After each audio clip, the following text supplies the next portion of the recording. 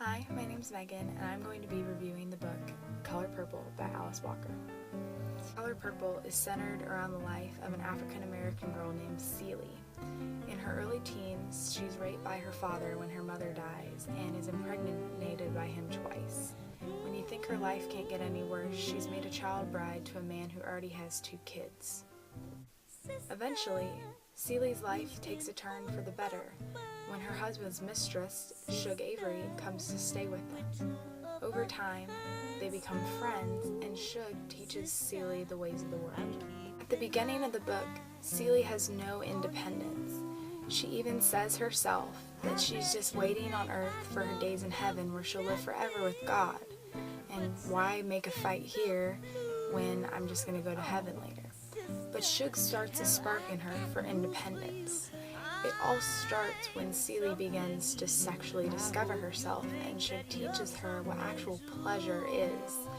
This teaches, in a weird way, Celie how to express emotions, and it's one of the first times you really see Celie as a person and not as an object that people are using.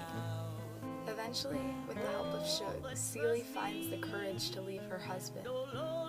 As she's leaving, she says, "I might be poor, I might be black, I might even be ugly, but I'm here." This is what I like to think as Celie saying, "I'm here, I'm a person."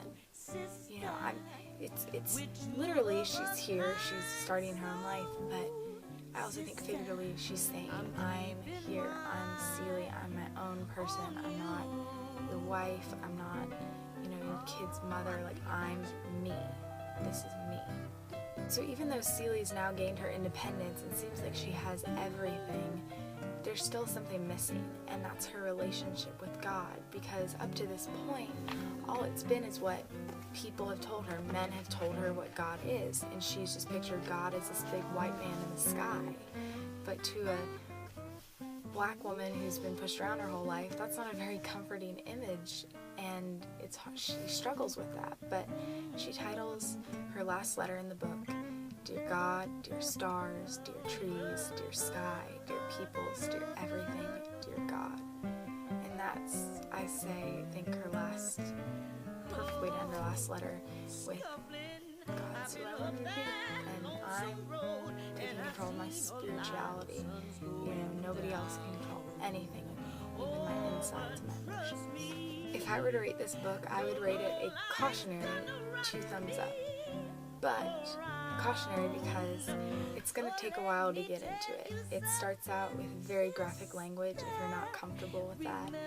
And Celie's very emotionless in the beginning because she doesn't know how to express herself. So basically all it is this is what happened in my life today.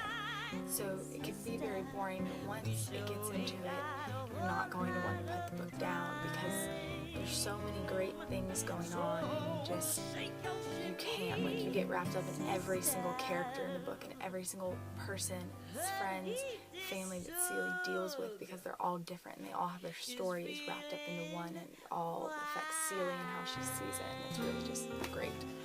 Lastly, this book is great American literature because although it takes place in the early 1900s, it was written in the early 1980s when the big women's rights movement was going on.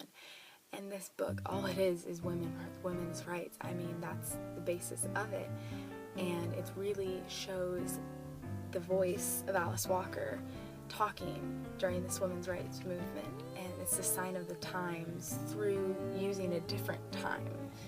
And that's what makes it great American literature.